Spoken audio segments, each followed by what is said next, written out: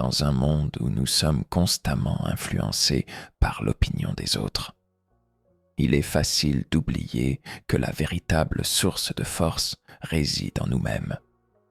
Trop souvent, nous cherchons à l'extérieur ce que nous devrions cultiver à l'intérieur. L'amour, la reconnaissance, le respect.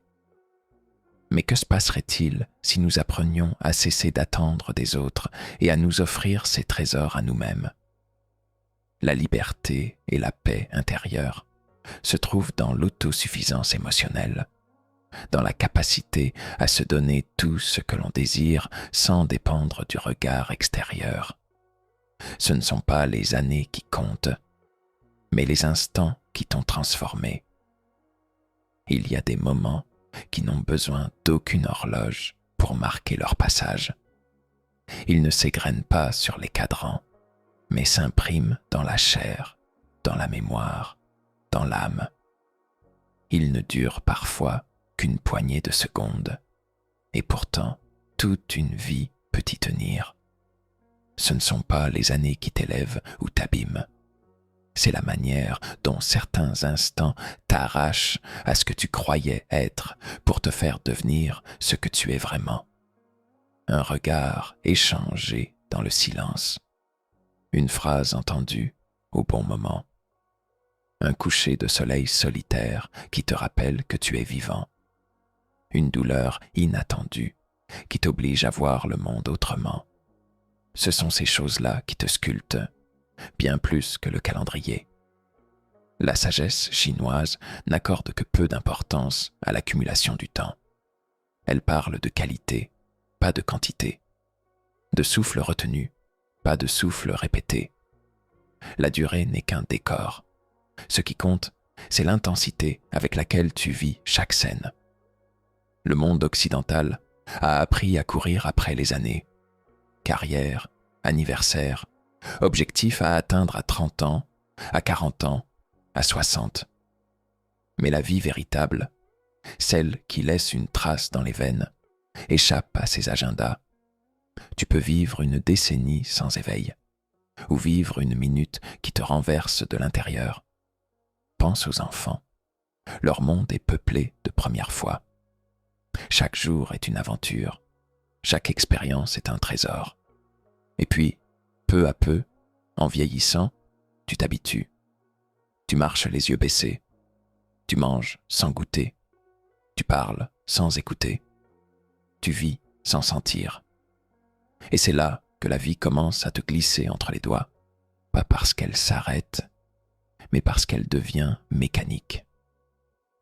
Ce que la sagesse ancienne enseigne, c'est de rester éveillé, non pas physiquement, mais spirituellement, d'apprendre à reconnaître ces instants qui viennent te chercher, même au milieu du chaos. Parce que la transformation ne prévient pas, elle surgit, parfois dans la douleur, parfois dans l'émerveillement, parfois dans une rupture, parfois dans une rencontre. Et quand elle arrive, elle laisse des traces, des rides au bon endroit, des silences habités, une profondeur dans le regard qu'aucune photo ne peut capturer. Tu n'as pas besoin de 1000 souvenirs pour justifier ton existence. Tu as seulement besoin de quelques vérités vécues pleinement. C'est dans ces fulgurances que tu te découvres, pas en t'ajoutant des années, mais en te dépouillant des illusions, en cessant d'attendre un moment parfait pour enfin vivre. Parce que la beauté ne réside pas dans la longueur du voyage, mais dans les éclats de conscience qui le traversent comme des éclairs. Et ces éclairs, ce sont eux, les vrais anniversaires de ton âme. Le silence, cet allié que tu ignores trop souvent. Le silence, loin d'être une simple absence de son, porte en lui une richesse que beaucoup ignorent. Dans un monde saturé de bruit, où chaque instant semble accompagné de l'écho incessant de pensées et d'impressions, il devient une denrée rare, un trésor qu'il est facile de négliger. Pourtant, C'est dans cet espace où le tumulte se retire que réside une clarté inattendue. Le silence est une sorte de miroir. Il ne ment pas. Il reflète l'âme dans sa pureté, sans phare ni masque. C'est dans ces moments de calme absolu que les vérités profondes émergent. Lorsque les distractions s'effacent, lorsque les voix du monde se taisent, il devient possible d'entendre la voix intime de notre être. Et parfois, cette voix n'a pas besoin de mots pour se faire entendre. Elle parle à travers les sensations, les intuitions, la paix qui s'installe dans un esprit débarrassé du superflu. Le silence ne juge pas. Il ne demande rien en retour. Il offre un terrain neutre où tout peut se déposer. Nos angoisses, nos certitudes, nos doutes. Il est un sanctuaire dans lequel les pensées trouvent leur place, où les émotions peuvent se dissiper sans être perturbées. À ce moment-là, l'esprit trouve enfin un peu de répit, et la vérité se révèle dans son authenticité. Et pourtant, dans notre époque où la stimulation constante est devenue la norme, nous fuyons souvent cette quiétude. Nous remplissons chaque espace de bruit, de paroles, de distractions. Il nous semble que l'activité constante est le seul moyen de répondre à l'urgence de nos vies. Mais cette course effrénée nous empêche souvent de nous connecter à ce qu'il y a de plus essentiel en nous. Le silence, lui, n'a pas de prétention. Il n'a besoin d'aucun effort pour être. Il est simplement là, fidèle à lui-même, attendant que nous lui fassions enfin place. Quand nous l'acceptons, il devient un allié précieux. Ce n'est pas un vide à craindre, mais un espace à remplir d'introspection. C'est dans cette tranquillité que l'on commence à comprendre ce qui est vraiment important, ce qui mérite notre attention et ce qui peut être laissé de côté. Le silence est ainsi un chemin vers soi. Il permet de se reconnecter avec nos vérités profondes, d'entendre ce que notre cœur a à nous dire sans les filtres du bruit extérieur. Dans le silence, nous trouvons des réponses qui étaient là, toujours présentes, mais noyées sous les vagues de nos pensées incessantes. Il est un havre où les âmes agitées peuvent se poser et lentement guérir. Il est donc essentiel d'apprendre à apprécier cette pause, à s'immerger dans ce calme qui, loin de nous éloigner du monde, nous permet de mieux le comprendre. Lorsque nous nous donnons la permission de nous asseoir dans le silence, de simplement être, nous laissons la sagesse émerger en nous, toute naturelle, toute simple. Ne crains pas la chute. Crains de ne jamais te relever. Dans la vie, il n'est pas question de savoir si tu vas tomber, mais quand tu vas tomber. Chuter, se perdre, se heurter à l'échec. C'est un passage obligé, un aspect incontournable de l'expérience humaine. C'est une loi universelle. Personne n'échappe à la chute. Ce qui définit vraiment ta trajectoire, ce n'est pas la chute en elle-même, mais ta réaction face à elle. Combien de fois restes-tu allongé sur le sol, paralysé par la douleur ou la honte de ne pas avoir réussi? Combien de fois te laisses-tu convaincre que l'échec est une fin et non un moyen d'aller plus loin? Les blessures, qu'elles soient physiques, émotionnelles ou psychologiques, ne sont jamais de simples malheurs. Elles sont les enseignements de la vie, elle-même qui, dans sa sagesse infinie, t'envoie ces épreuves pour te faire grandir.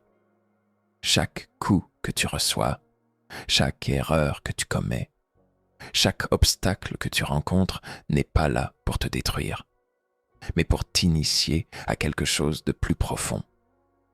C'est une occasion de regarder l'adversité en face et d'en sortir plus fort, plus sage. La véritable grandeur n'est pas d'éviter les chutes, mais de savoir se relever à chaque fois. Ce qui te distingue, ce n'est pas le fait d'avoir des succès, mais d'avoir la force de recommencer après chaque échec.